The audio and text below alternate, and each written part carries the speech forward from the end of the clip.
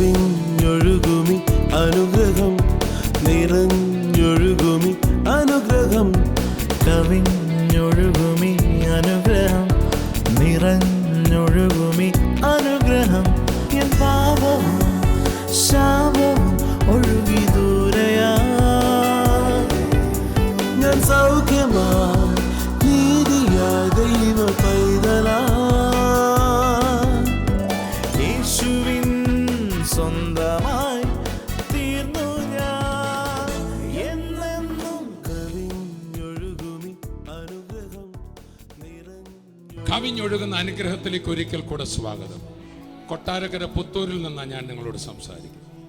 10 തവണ ആത്മഹത്യാശ്രമം നടത്തിയ ഈ യോഹന്നാൻ കുട്ടിയെ യേശു തൊട്ടു. ഇതാണ് ദൈവരാജ്യം, ഇതാണ് ക്രിസ്തു സ്ഥാപിക്കുന്നത്. ഒരു മതമല്ല ഇവിടുന്ന് സ്ഥാപിക്കുന്നത്, കുടുംബങ്ങളെ സ്വർഗമാക്കുന്നു. വിടുതൽ പ്രാപിച്ച യോഹന്നാൻ കുട്ടി പോയി സാക്ഷ്യം പറഞ്ഞ തൻ്റെ മാറ്റം കണ്ട മാനസിക രോഗിയായ സഹോദരി, വഴിയെ ഓടി നടന്ന നാട്ടുകാർക്കെല്ലാം അറിയാവുന്ന മുഴുഭ്രാന്തിയായി നടന്ന സഹോദരി ഈ ഒറ്റയാളുടെ വിടുതൽ കണ്ടപ്പോൾ യേശുവെങ്കിൽ വന്നു. ആ മകളെന്ന് പൂർണ്ണ സൗഖ്യമായി. ഞങ്ങളിവിടെ തുള്ളി ചാടിക്കൊണ്ടിരിക്കുക. എന്തിനാ നമ്മൾ ഭാരപ്പെടുന്നത്? യേശു പറഞ്ഞു, നിങ്ങൾ പറവകളെ നോക്കിക്കേ, കൊയ്യുന്നില്ല, വിതയ്ക്കുന്നില്ല, കളപ്പുരയിൽ കൂട്ടുന്നില്ല, പക്ഷെ തങ്ങളുടെ പിതാവ് ദൈവം അവരെ നടത്തുമെന്ന് അവർ വിശ്വസിക്കുന്നു. ഇതുപോലെ നിങ്ങളൊന്ന് വിശ്വസിച്ചേ. മാനവജാതിയുടെ മുഴുവൻ പിതാവായ ഈശ്വരൻ ദൈവം, ആ പിതാവ് മനുഷ്യനായി ഇവിടെ ഇറങ്ങി വന്ന യേശു ഒരു വിഭാഗത്തിൻ്റെ അല്ല. ആ കർത്താവ് ഇന്നും ജനങ്ങളെ വിടുവിക്കുന്നു. അവൻ കല്ലറയിൽ കിടക്കുകയല്ല, ഉയർത്തു ജീവിക്കുന്നു. പുത്തൂരിലും കൊട്ടാരക്കരയിലും പത്തനാപുരത്തും കുണ്ടറയിലും കോട്ടയത്തും അമേരിക്കയിലും ആഫ്രിക്കയിലും വടക്കേ ഇന്ത്യയിലും തെക്കേ ഇന്ത്യയിലും ഒരുപോലെ വിടുവിച്ചുകൊണ്ട് യേശു ജീവനോടിരിക്കുന്നു. ഇന്നിത് കേട്ടുകൊണ്ടിരിക്കുമ്പോൾ നിങ്ങളുടെ ഭവനങ്ങളിൽ യേശുവിൻ്റെ അത്ഭുതം നടക്കാൻ പോവാ. അനുഗ്രഹിക്കപ്പെട്ട ഈ സാക്ഷ്യം ഇന്ന് നമ്മൾ കേൾക്കും, നമ്മൾ ഒന്നിച്ച് പ്രാർത്ഥിക്കും. ഇന്നും അത്ഭുതങ്ങൾ നടക്കും. ആത്മഹത്യ പ്രവണതകൾ വിട്ടുമാറും. വലിയ പ്രവൃത്തി നിങ്ങളുടെ ഭവനത്തിൽ നടക്കാൻ പോവാ. ഓ, യേശുവിന്റെ നാമം എത്ര വലുതാ! യേശുവേ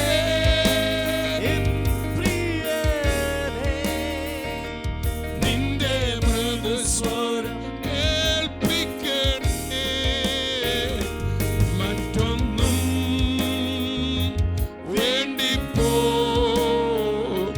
നിന്റെ ഒരു വാക്കുമതി എനിക്ക്, മറ്റൊന്നും വേണ്ടിപ്പോ നിന്റെ ഒരു വാക്കുമതി എനിക്ക്. അപ്പോസ്തല പ്രവൃത്തികൾ 10-ാം അധ്യായം 24 മുതലുള്ള ചില വേദഭാഗങ്ങൾ വായിക്കപ്പെടുന്നത് ശ്രദ്ധിക്കുക. പിറ്റേന്നാൾ കൈസരിലെത്തി.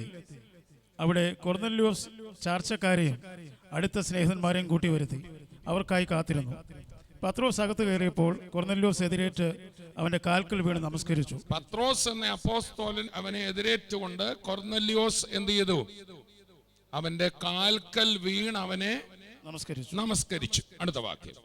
പത്രോസോ, എഴുന്നേൽക്ക, ഞാനും ഒരു മനുഷ്യനത്രേ എന്ന് പറഞ്ഞു. പത്രോസ് പറഞ്ഞു, എന്നെ വണങ്ങരുത്, എഴുന്നേൽക്കാൻ ഞാനും ഒരു മനുഷ്യനത്രേ. ഇന്നത്തെ സന്ദേശം ഇതാണ്, ഞങ്ങളെ വണങ്ങരുത്. Praise the Lord. അപ്പോസ്തലന്മാർ പറയുന്നു ഞങ്ങളെ വണങ്ങരുത്.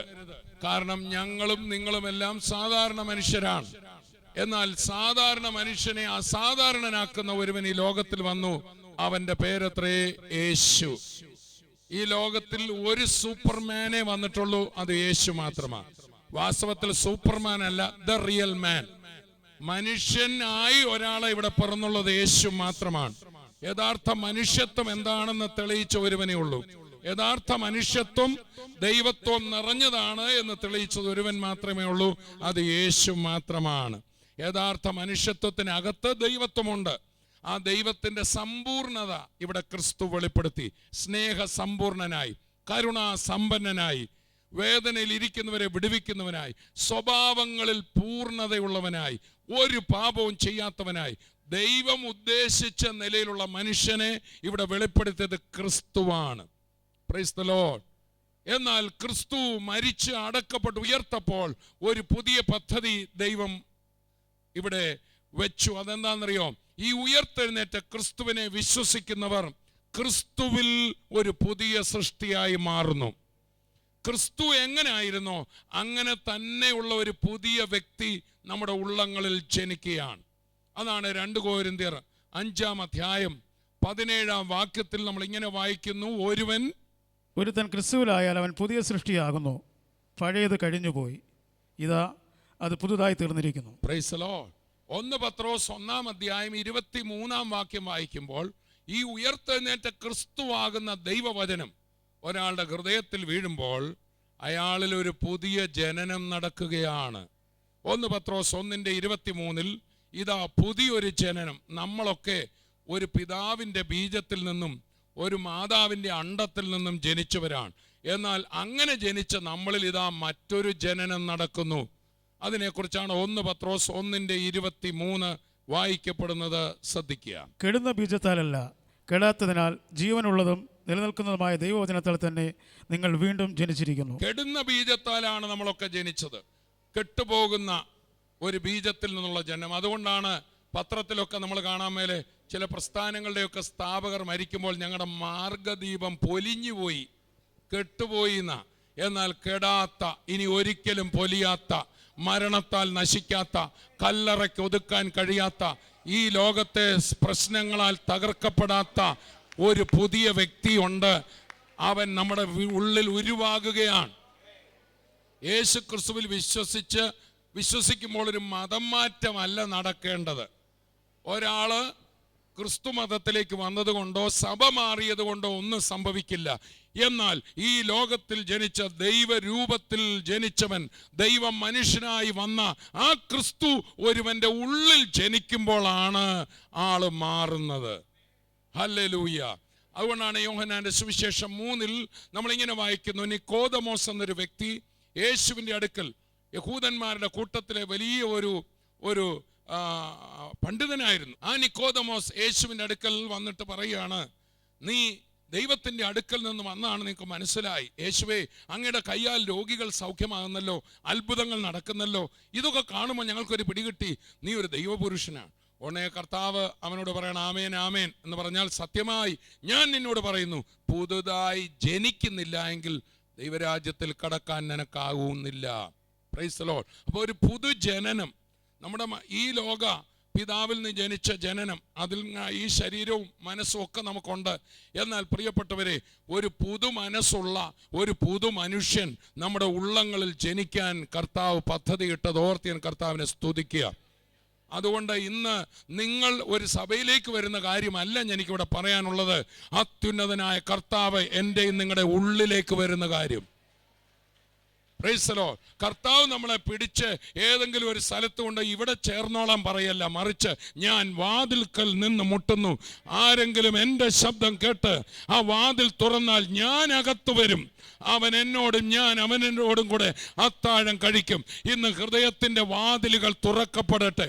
നമ്മളിങ്ങനെ വായിക്കുന്നു, പൗലൂസ് ഉയർത്തെഴുന്നേറ്റ ക്രിസ്തുവിനെ ഞാൻ ഇന്നിവിടെ പ്രസംഗിക്കും പോലെ യേശു ഉയർത്തു ജീവിക്കുന്നു എന്ന് പ്രസംഗിച്ചപ്പോൾ അത് ആദ്യമായി കേട്ട ലുദിയ എന്ന ഒരു സ്ത്രീ, അപ്പോസ്തല പ്രവൃത്തി 16 നമ്മൾ വായിക്കുന്നു, പൗലൂസ് സംസാരിക്കുന്ന വചനം ശ്രദ്ധിക്കേണ്ടതിന് കർത്താവ് അവളുടെ ഹൃദയം തുറന്നു. അപ്പോൾ ഒരു വ്യക്തിയുടെ ഹൃദയം തുറന്ന് ഈ ക്രിസ്തു ഉള്ളിലേക്ക് വരുമ്പോൾ, ഈ പ്രസംഗിക്കപ്പെടുന്ന വചനം അകത്തേക്ക് വരുമ്പോൾ അയാളിൽ ഒരു പുതിയ ജനനം നടക്കുകയാണ്. അതോടെ ആ വ്യക്തി അസാധാരണനായ വ്യക്തിയാകുകയാണ്. ഞാൻ ഈ പറഞ്ഞു വന്നതിൻ്റെ ചുരുക്കം എത്രയേ ഉള്ളൂ. പത്രോസിനെ വണങ്ങുകയാണെങ്കിൽ ക്രിസ്തുവിനെ സ്വീകരിച്ച് എല്ലാവരെയും വണങ്ങണം. Praise the Lord. പത്രോസ് ഇത്രേ പറയുന്നുള്ളൂ, എന്നെ നിങ്ങൾ വണങ്ങരുത്, എൻ്റെ ഉള്ളിൽ വന്ന അതേ ക്രിസ്തുവിനെ ഞാൻ നിങ്ങൾക്കും തരികയാണ്. നിങ്ങൾ അവനെ സ്വീകരിക്കുമ്പോൾ നിങ്ങളും ഒരു അത്ഭുത വ്യക്തിയായി മാറും. പത്രോസിനെ കൊർന്നല്യോസ് വണങ്ങാൻ ഒരു കാര്യമുണ്ട്. പത്രോസ് നടക്കുമ്പോൾ തൻ്റെ നിഴല് തട്ടി രോഗികൾ സൗഖ്യമായി. തൻ്റെ ഒറ്റ പ്രസംഗത്തിൽ 3000 പേര് രൂപാന്തരപ്പെടുന്നു. താൻ കൽപ്പിച്ചപ്പോൾ അത്ഭുതങ്ങൾ നടക്കുന്നു. താൻ ഉയർത്തെഴുന്നേൽപ്പിച്ചു ഒരു മരിച്ച പെൺകുട്ടിയെ എന്ന് വേണ്ട, തൻ്റെ കയ്യാൽ രോഗികൾ സൗഖ്യമാകുന്നു. ഇതെല്ലാം കണ്ടപ്പോൾ അദ്ദേഹത്തെ ഒരു വലിയ ദൈവപുരുഷനായിട്ട് തോന്നി തന്നെ വണങ്ങുക. എന്നാൽ പത്രോസ് പറയാണ്, എന്നെ വണങ്ങണ്ട, എൻ്റെ ഉള്ളിൽ ഒരു മഹാൻ വന്നിട്ടുണ്ട്, അവനെ നിങ്ങൾ സ്വീകരിച്ചാൽ എന്നിൽ എന്തെങ്കിലും മഹത്വം നിങ്ങൾ കാണുന്നെങ്കിൽ അത് നിങ്ങളിലുമായി തീരും. ഇന്ന് പകൽ ദൈവത്തിൻ്റെ മക്കളെ പുത്തൂരിലേക്ക് എന്നെ അയച്ചത് ഇത് പറയുവാനായിട്ടാ. ഇവിടെ ഇരിക്കുന്ന ഒരു ദൈവദാസനും പ്രത്യേകതയില്ല, ഇവിടെ ഇരിക്കുന്ന ആർക്കും ഒരു പ്രത്യേകതയുമില്ല. എന്നാൽ ഒരുവൻ ഈ ലോകത്തിൽ വന്നു, മരണത്തെ ജയിച്ചവൻ, പാതാളത്തെ ജയിച്ചവൻ, സാത്താനെ ജയിച്ചവൻ, നമ്മുടെ പാപങ്ങൾക്ക് പരിഹാരം തന്നവൻ, നമ്മുടെ പാപങ്ങൾക്ക് വേണ്ടി മരിച്ചവൻ, ഇനി വേഗം വരാൻ പോകുന്നവൻ, പിതാവിൻ്റെ വലത്തുഭാഗത്ത് ഇപ്പോൾ ഇരിക്കുന്നവൻ, തൻ്റെ അടുക്കൽ വന്ന് ആരെയും കൈവിടാത്തവൻ. പിശാചുക്കൾ അവനെ കണ്ട് വിറച്ചോടി. അവന്റെ ശബ്ദത്തിങ്കൽ തിരമാലകൾ അടങ്ങി, അവന്റെ ശബ്ദത്തിങ്കൽ ദുരാത്മാക്കൾ വിട്ടുമാറി. ആ യേശുവിന് ഒരു മാറ്റവും സംഭവിച്ചിട്ടില്ല. ഇന്നലെയും ഇന്നും എന്നേക്കും മാറ്റമില്ലാത്തവൻ. ഞങ്ങളൊക്കെ TV പ്രസംഗിക്കുക ചെയ്യുമ്പോൾ പലയിടത്തും ആൾക്കാർ ഞങ്ങളെ കാണുമ്പോൾ നിശ്ചയമായിട്ടും ദൈവത്തിനെ ശുശ്രൂഷിക്കുന്നവർക്ക് ബഹുമാനം കൊടുക്കണം, അതിനൊരു കുഴപ്പമില്ല. ആരാധന കൊടുക്കരുത്. Price the Lord. ഞങ്ങളെ വണങ്ങരുത്, ഒരപ്പോസ്തലനെ വണങ്ങരുത്. ഞങ്ങൾക്ക് പറയാനുള്ളത് ഇതാണ്, ഞങ്ങളിൽ എന്തെങ്കിലും പ്രത്യേകത നിങ്ങൾ കാണുന്നെങ്കിൽ ആ പ്രത്യേകത തന്ന കർത്താവ് നിങ്ങളും ഒന്ന് സ്വീകരിച്ചാൽ മതി. നിന്റെ അധരങ്ങളാലും അത്ഭുതങ്ങൾ നടക്കും, നിന്റെ കൈകളാലും രോഗി സൗഖ്യമാകും. നീ കൽപ്പിക്കുമ്പോൾ അത്ഭുതങ്ങൾ നടക്കും. നീ ഇരിക്കുന്ന ഭവനം ഒരു അത്ഭുത ഭവനമായി മാറ്റപ്പെടും.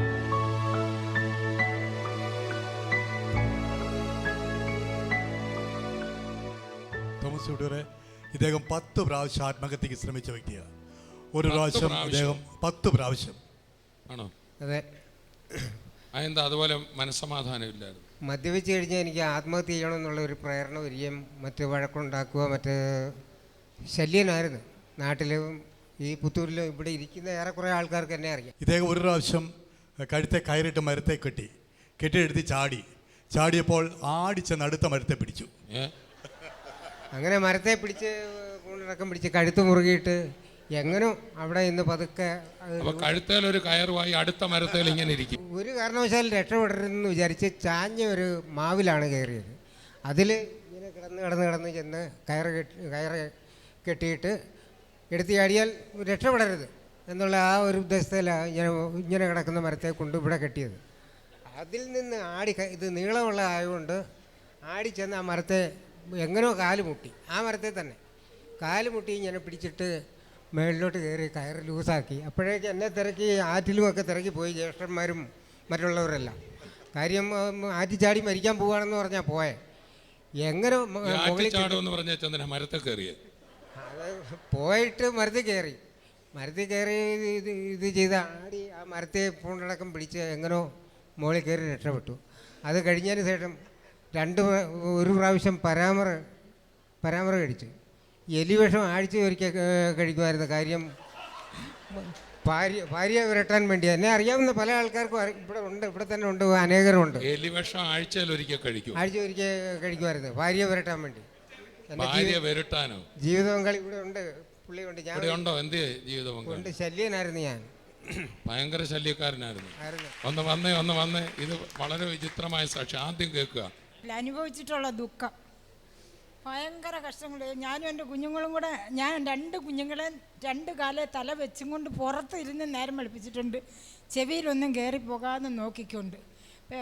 ഭവനത്തിൽ കയറാൻ ഒന്നുമില്ല, ഭവനമെന്ന് പറയാൻ ഒന്നുമില്ല, എല്ലാം അടിച്ച് നശിപ്പിച്ച്.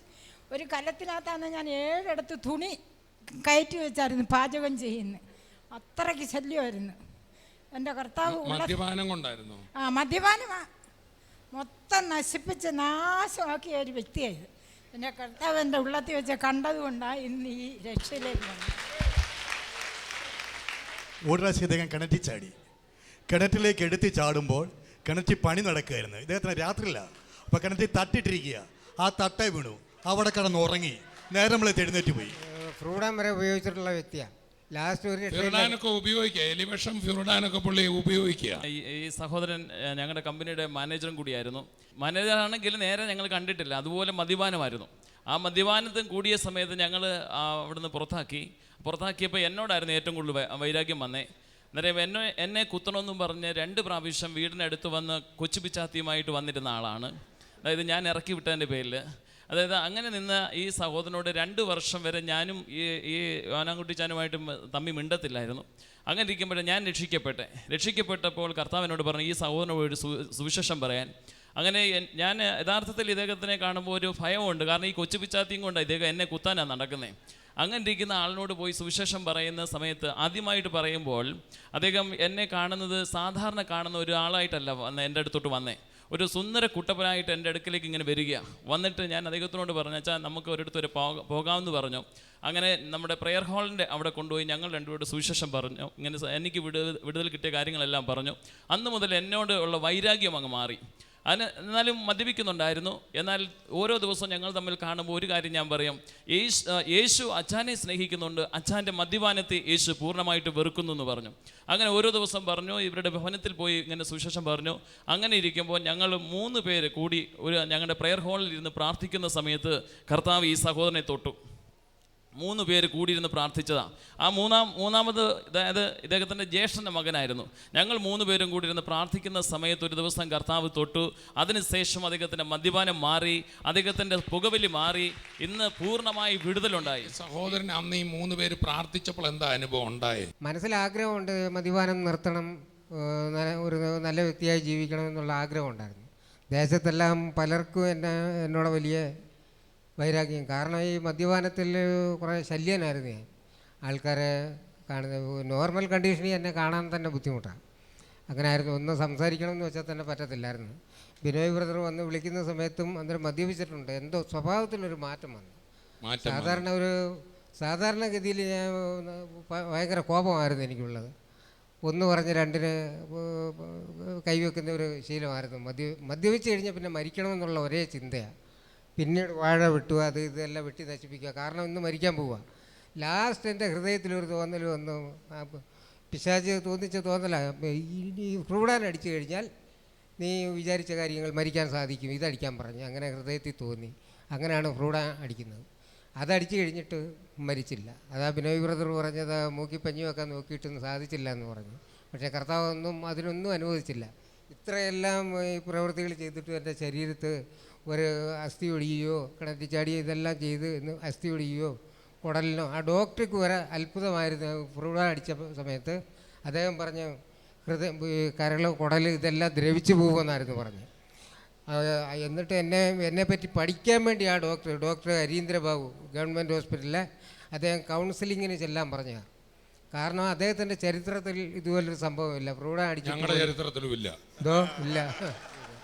ഈ പ്രാർത്ഥിച്ചപ്പം കർത്താവ് ഹൃദയത്തെ സ്പർശിച്ചു. അപ്പോൾ ഇവിടെ കോഴഞ്ചേരിയിൽ അവിടെ പ്രസംഗിച്ചുകൊണ്ടിരുന്നപ്പോൾ തങ്കു ബ്രദറാണോ തോമസൂട്ടി ബ്രദർ, ആ സമയത്ത് മദ്യപാനത്തിൻ്റെ ആസക്തിയെല്ലാം വിടിവിക്കുന്നു എന്ന് പറഞ്ഞ സമയത്ത് ഞാൻ ബിനോയ് ബ്രദറും ഞങ്ങളെല്ലാം കൂടെ ഒരുമിച്ചിരുന്നതാണ്. ഞാൻ പോലും അറിയാതെ സ്റ്റേജിൻ്റെ ഫ്രണ്ടിൽ ചെന്ന് അവിടെ വെച്ച് കർത്താവ് പൂർണ്ണമായിട്ട് മദ്യപാനം, പുകവലി എല്ലാത്തിൽ നിന്നും എനിക്ക് വിടുതൽ തന്ന് അതിനുശേഷം എൻ്റെ കർത്താവിനായിട്ട് ജീവിക്കുക. എന്നിലൂടെ അനേകർ എൻ്റെ കർത്താവ് അത്ഭുതം ചെയ്ത് എന്നിലൂടെ എൻ്റെ കർത്താവ് അനേകരെ വിടുവിച്ചു. ഈ സഹോദരനെ ഞാനിവിടെ പോയപ്പോഴാണ് ആ മാനസിക രോഗമായിട്ട് വന്നിരുന്ന ലത എന്ന് പറഞ്ഞ സഹോദരിയെ കർത്താവ് വിടുവിച്ചത്. സഹോദരി കഴിഞ്ഞ തവണ സാക്ഷ്യം പറഞ്ഞതാ. ഈ സഹോദരനും നിങ്ങൾ പോയി പറഞ്ഞപ്പോൾ ഞങ്ങൾ 2 പേരും കൂടെ ഈ സഹോദരിയുടെ ഭവനത്തിൽ പോകുന്നേ. ഷർട്ടും പാൻറ്റും ഷൂവും നല്ല സെന്റിന്റെ മണം. അപ്പം ഞാൻ ചോദിച്ചു, യോഗന്നാൻകുട്ടി അയച്ച ചേട്ടനാണോ എന്ന്. അച്ചായ എവിടെയെങ്കിലും കിടക്കുമല്ലോ, ഇത് ചേട്ടനായിരിക്കും, അത് ഇത്രയും ഡീസൻ്റാന്ന് ഞാൻ വിചാരിച്ചു. അപ്പം അച്ചായൻ പറഞ്ഞു ഞാൻ തന്നെയാന്ന്. ഞാൻ പറഞ്ഞു ഞാൻ വിശ്വസിക്കില്ല, ഇത് ഞാൻ തന്നെ എന്ന യോഹന്നാൻകുട്ടി അച്ചായൻ പറഞ്ഞു. ഓക്കെ.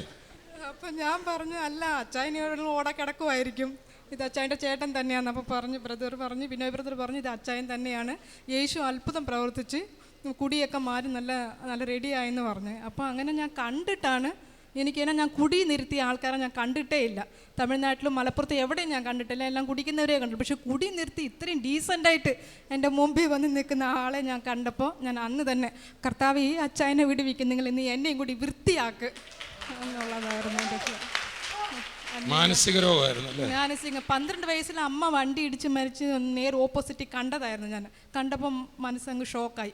ലൈറ്റായിട്ട് മാനസികം ഉണ്ടായിരുന്നു. പിന്നെ കല്യാണമൊക്കെ കഴിച്ച് കുടുംബമൊക്കെ ആകുമ്പോൾ അത് പിടിച്ചേക്കാൻ വയ്യ. പിന്നീട് പുത്തമ്പള്ളി പ്രാന്ത ഹോസ്പിറ്റലിൽ ഞാൻ 9 മാസം കിടന്നതാണ്. ഒരുപാട് 12 വയസ്സ് തൊട്ട് ഞാൻ 31 വയസ്സ് വരെ ഞാൻ അങ്ങ് അനുഭവിച്ച്. ഭയങ്കര ഭയമാണ്. ചാക്കാലയ്ക്ക് ഞാൻ പോകത്തില്ല, എനിക്ക് ഭയമാണ്. എനിക്ക് സമാധാനം എന്തോന്ന് എനിക്ക് അറിയില്ലായിരുന്നു. 24 മണിക്കൂറും ടെൻഷൻ, സുബോധം ഇല്ല എനിക്ക് എന്തോന്ന് എനിക്ക് ഭയമാണ്. വഴിയിലൊക്കെ ഓടും. എൻ്റെ കൂടെ കൂട്ടുകാരികളൊക്കെ ഉണ്ട്, അവരൊക്കെ വിശ്വാസത്തിലായി. അങ്ങനെ എന്നെ പിടിക്കാനൊക്കെ രാത്രിയും പകലും ഇങ്ങനെ എനിക്ക് രാത്രിയിൽ ഒരു പേടിയില്ല. പക്ഷെ പകല് ഒരു ലബ്ബർ കറിയിൽ വീണാൽ എനിക്ക് പേടിയാണ്. രാത്രി ഇരുട്ടത്തെല്ലാം പോയി ഏത് റോട്ടിൽ ഇരിക്കും, ധൈര്യമായിട്ട് പോകും. ഒരു ഭയവും എനിക്കില്ല. രാത്രിയിൽ 24 മണിക്കൂർ ഞാൻ കരഞ്ഞുകൊണ്ടിരിക്കും. എപ്പോഴും ഈ സ്ഥലം നനയും. എപ്പോഴും എനിക്ക് കരച്ചില്ല. എന്തിനാ കരയുന്നത് എനിക്കറിയത്തില്ല. ആരെ കണ്ടാലും ഞാൻ കരയും. ഇങ്ങനെ കരഞ്ഞ് ഇവിടെ എല്ലാം നനഞ്ഞിരിക്കും. ഭർത്താവിനെ ഞാൻ നോക്കിയിട്ടില്ല, മക്കളെ ഞാൻ നോക്കത്തില്ല. എനിക്ക് ചിലപ്പോൾ സുബോധം വരുമ്പോൾ എനിക്ക് ആഗ്രഹമുണ്ട്, ഈ സ്ത്രീകളെ പോലെ എനിക്കും കുടുംബം നടത്തണമെന്ന് ആഗ്രഹമുണ്ട്. പക്ഷെ പറ്റത്തില്ല. റോഡിലൊക്കെ കണ്ടിച്ചിട്ട് ബോധം വരും. വന്നപ്പോഴെനിക്ക് റെഡിയായി. അങ്ങനെ ഞാൻ സുവിശേഷം പറയുമ്പോൾ ആളെ പിടികിട്ടി. ഇല്ല, അച്ഛൻ്റെ ചേട്ടനാന്ന് വിചാരിച്ച്. ഞങ്ങളവിടെ ചെല്ലുന്ന സമയത്ത് ഈ സഹോദരൻ യഥാർത്ഥത്തിൽ ഈ സഹോദരി വിചാരിച്ചൊരു കാര്യം, ഈ സഹോദരൻ്റെ ജ്യേഷ്ഠനാണ് വന്നതെന്നാണ് സഹോദരി വിചാരിച്ചത്. അങ്ങനെ 24 മണിക്കൂർ ഇങ്ങനെ ടെൻഷനായിരുന്നു. ഒരുപാട് രോഗ ചികിത്സ എല്ലാം നടത്തിയൊക്കെ ഒന്നും ഫലമില്ല. ഒരു വട്ടം ഷോക്ക് അടിച്ചായിരുന്നു തലയിൽ. ഷോക്ക് അടിക്കുന്ന എന്തിനാന്ന് പറഞ്ഞാൽ 2 വട്ടം കൂടി അടിക്കുമ്പോൾ ഈ ആൾക്ക് ഇനി പ്രയോജനമില്ല, മരിക്കാൻ വേണ്ടിയിട്ടാണ് അടിക്കുന്നത്. അങ്ങനെ ഒരു വട്ടം ഷോക്ക് അടിക്കുകയും ചെയ്ത് അങ്ങനെ ഇപ്പോൾ 8 വർഷം മുമ്പിലാണ് അച്ചായനെ ഞങ്ങളുടെ വീട്ടിൽ വരുന്നത്. ബിനോയ് ബ്രദർ ഞങ്ങളുടെ വീട്ടിൽ വന്നിട്ട് യേശുവിൽ വിശ്വസിച്ചാൽ മതി, മാനസിക രോഗം മാറും എന്ന് പറഞ്ഞ് അന്നേ ഞാൻ കർത്താവ് ഈ അച്ചായനെ ഇത്രയും വൃത്തിയാക്കും, നിങ്ങൾ എന്നെയും കൂടി അങ്ങ് വൃത്തിയാക്കുന്നായിരുന്നു എൻ്റെ പ്രാർത്ഥന.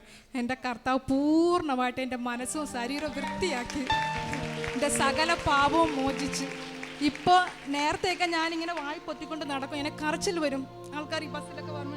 ഇപ്പോഴും ഞാൻ വായി പൊത്തിക്കൊണ്ട് നടക്കുന്ന എനിക്ക് ചിരി വരുന്നു. 24 മണിക്കൂറും ചിരി. അത് കാരണം ഇപ്പോഴും ഞാനിങ്ങനെ വായി പൊത്തിക്കൊണ്ടാണ് പോകുന്നത്. ലോകം തരാത്ത 24 മണിക്കൂർ സമാധാനം മാത്രമാണ്. ടെൻഷൻ എന്താ എനിക്കറിയില്ല. No tension.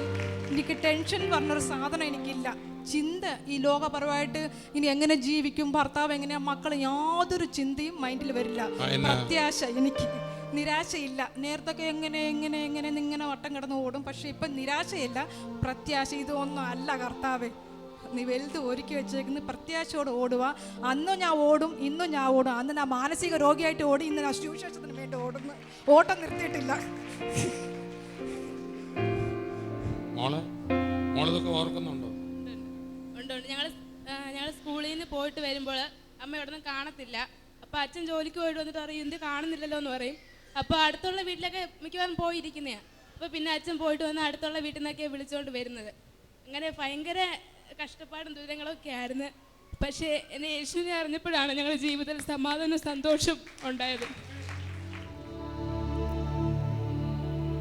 ആത്മഹത്യയിൽ നിന്ന് വിടുതലായ, മദ്യപാനത്താൽ തകർന്ന ബ്രദർ യോഹന്നാൻ കുട്ടിയും മാനസിക രോഗിയായിരുന്ന സിസ്റ്റർ ലതയും ഇവിടെ പുത്തൂരിൽ കൂടിയിരിക്കുന്ന ഞങ്ങളെല്ലാവരും ചേർന്ന് നിങ്ങൾക്ക് വേണ്ടി പ്രാർത്ഥിക്കാൻ ആഗ്രഹിക്കുന്നു. ഇന്നിവിടെ പറഞ്ഞ വചനം ഇതാണ്. ഏതെങ്കിലും ദൈവദാസൻ മഹാനല്ല. ഈ യോഹന്നാൻ കുട്ടി പ്രാർത്ഥിച്ച ഈ മകൾ വിടുതലായ. ക്രൈസ്തവ വിശ്വാസത്തിൽ ഒരു മഹാനുമില്ല, ഒരു ദിവ്യനുമില്ല. യേശു വന്ന ഒരു ദിവ്യനേ ഉള്ളൂ. ആ വ്യക്തി ഏത് വ്യക്തിയുടെ അകത്ത് വന്നാലും നമ്മൾ കൈവച്ചാൽ അത്ഭുതങ്ങൾ നടക്കും. ഇന്ന് വിശ്വസിക്കുന്നെങ്കിൽ നിങ്ങൾ ആ വീടിനകത്തിരുന്നു കൊണ്ട് നിങ്ങളുടെ സമീപം തളർന്നു കിടക്കുന്ന വ്യക്തിയുടെ മേൽ നിങ്ങളുടെ കൈവച്ചാട്ട് ഉയർത്തെഴുന്നേറ്റ് യേശുവിൻ്റെ അത്ഭുതം ആ ശരീരത്തിൽ ഇപ്പോൾ വ്യാപരിക്കും. രോഗബന്ധനങ്ങൾ അഴിയും. യോഹന്നാൻ കുട്ടിയെ പോലെ മദ്യപാനത്തിൽ തകർന്ന വ്യക്തികൾ ഇപ്പോൾ വിടുതലാവും. കണ്ണ് കാണാൻ മേലാത്തവർ സൗഖ്യമാകും. യേശുവിൻ്റെ അത്ഭുത കരം നിങ്ങളുടെ മേൽ വരികയാണ്. ഞങ്ങളിപ്പോൾ സഭ മുഴുവനാ ചേർന്ന് പ്രാർത്ഥിക്കുന്നു. നോക്കൂ, ഇത്രയും പേര് ഒന്നിച്ച് നിങ്ങൾക്ക് വേണ്ടി പ്രാർത്ഥിക്കുക. നിങ്ങളുടെ വേദന യേശു എടുത്തു മാറ്റും. ആ ആത്മഹത്യ പ്രവണത എടുത്തു മാറ്റും. ഈ സഹോദരിയെ പോലെ മാനസിക രോഗത്താൽ തകർന്ന വ്യക്തിയെ യേശു വിടുവിക്കും. മാനസിക രോഗം യേശു സൗഖ്യമാക്കും. അത്ഭുതങ്ങൾ യേശു ചെയ്യുക. നമുക്ക് പ്രാർത്ഥിക്കാം. കർത്താവെ, ഞങ്ങൾ ഒന്നിച്ചു ചേർന്ന് പ്രാർത്ഥിക്കുന്നു. ഞങ്ങളിപ്പോൾ പ്രാർത്ഥിക്കുമ്പോൾ സാക്ഷികളുടെ ഇത്ര വലിയ സമൂഹം ഞങ്ങളുടെ ചുറ്റും നിൽക്കുമ്പോൾ ഉയർത്തെഴുന്നേറ്റ യേശുവിൻ്റെ നാമത്തിൽ തകർന്ന മനസ്സോടെ വേദനയോടെ ഞങ്ങളെ കേൾക്കുന്ന മക്കൾക്ക് വേണ്ടി ഞങ്ങൾ പ്രാർത്ഥിക്കുന്നു. ഈ നിമിഷം രോഗബന്ധനങ്ങൾ അഴിയട്ടെ. ഞങ്ങൾ തുള്ളിച്ചാടിയ പോലെ അവരും തുള്ളിച്ചാടട്ടെ. വേദനകൾ മാറട്ടെ. പറവ പോലെ പറന്ന് അവരും ആരാധിക്കട്ടെ. യേശുവിൻ്റെ നാമത്തിൻ്റെ വിടുതൽ ഇപ്പോൾ അവർ ആസ്വദിക്കട്ടെ. ഉച്ചി മുതൽ ഉള്ളംകാൽ വരെ രോഗബന്ധനങ്ങൾ ഇപ്പോൾ തന്നെ അഴിയട്ടെ. ചങ്ങലകൾ പൊട്ടട്ടെ. തളർന്നവർ എഴുന്നേക്കട്ടെ. മാനസിക രോഗത്തിന്റെ പിടി അയഞ്ഞ് മാറട്ടെ. മദ്യപാന ചങ്ങല പൊട്ടട്ടെ. ഭയം വിട്ടുമാറട്ടെ. ആത്മഹത്യാ വാസന വിട്ടുമാറട്ടെ. കൊലപാതക വാസന വിട്ടുമാറട്ടെ. ക്രിമിനൽ വാസന വിട്ടുമാറട്ടെ. ദൈവരാജ്യത്തിന്റെ ദിവ്യ സമാധാനം, ക്രിസ്തുവിന്റെ ദിവ്യ സമാധാനം ഹൃദയങ്ങളിൽ വരട്ടെ. കുടുംബങ്ങൾ അനുഗ്രഹിക്കപ്പെടട്ടെ. കർത്താവ്, ഏത് രോഗിയാണോ ഇപ്പോൾ പ്രാർത്ഥിക്കുന്നത് അവരുടെ കൈവച്ച് പ്രാർത്ഥിക്കുന്ന സ്ഥലത്ത് വേദന വിട്ടുമാറട്ടെ. അസ്വസ്ഥതകൾ വിട്ടുമാറട്ടെ. അത്ഭുത വിടുതലാകട്ടെ യേശുവിൻ നാമത്തിൽ തന്നെ. ആമേൻ. വലിയവ കർത്താവ് ചെയ്തിട്ടുണ്ട്. ചാടി ഒന്ന് എഴുന്നേറ്റ് ഒന്ന് കുനിഞ്ഞ് ഒന്ന് കൈ ഉയർത്തിക്കെ അത്ഭുതങ്ങൾ അവിടെ നടന്നിട്ടുണ്ട്. ഇന്ന് യേശുവിന് വേണ്ടി ഹൃദയം കൊടുത്തു. മദ്യത്തിന് അടിമയായിരുന്നോ? ഇന്നു മുതൽ ഒരു പുതിയ ബലമുണ്ടായിരിക്കും. ഒരു പുതിയ ജീവിതം നയിക്കാൻ യോഹന്നാൻ കുട്ടിയെ കർത്താവ് വിടുവിച്ചെങ്കിൽ നിങ്ങളെയും കർത്താവ് വിടുവിക്കുക. കർത്താവിന് ജീവിതം കൊടുത്താട്ടെ. ഈ ലോകത്തിൽ ഈ സന്തോഷം മാത്രമല്ല, യേശുവിൽ വിശ്വസിക്കുന്ന ഒരു വ്യക്തിക്ക് മരണത്തിനപ്പുറത്തുള്ള ജീവിതം സൗജന്യമാണ്. മരണത്തെ പേടിക്കണ്ട. യേശു നമ്മൾക്കായി ഒരു ഭവനമൊരുക്കി വേഗം വരുന്നു. കർത്താവ് നിങ്ങളെ അനുഗ്രഹിക്കട്ടെ. അടുത്ത എപ്പിസോഡിൽ വീണ്ടും കാണാം. അതുവരെയും ഞങ്ങൾ ചേർന്ന് യേശുവിൻ നാമത്തിൽ നിങ്ങളെ അനുഗ്രഹിക്കുന്നു. എല്ലാവരും ഞങ്ങൾ ചേർന്ന് യേശുവിൻ നാമത്തിൽ നിങ്ങളെ അനുഗ്രഹിക്കുന്നു. ആമേൻ. 2016 യേശു കൊടുത്ത് സ്വർഗീയ വിരുന്ന് പുതുവത്സര ശുശ്രൂഷ കോട്ടയം നെഹ്റു സ്റ്റേഡിയത്തിൽ ഡിസംബർ 31 വൈകിട്ട് 6 മണി മുതൽ. പുതുവത്സര സന്ദേശം, അദ്ഭുത സാക്ഷ്യങ്ങൾ, പ്രാർത്ഥിക്കുക, പങ്കാളിയാവുക. 2016 യേശു കൊടുത്ത് बहते हुए खून की धार, ओ मसीह तूने हमको सिखाए प्रेम की परिभाषा को। ओ मसीह तूने हमको सिखाए प्रेम की परिभाषा को।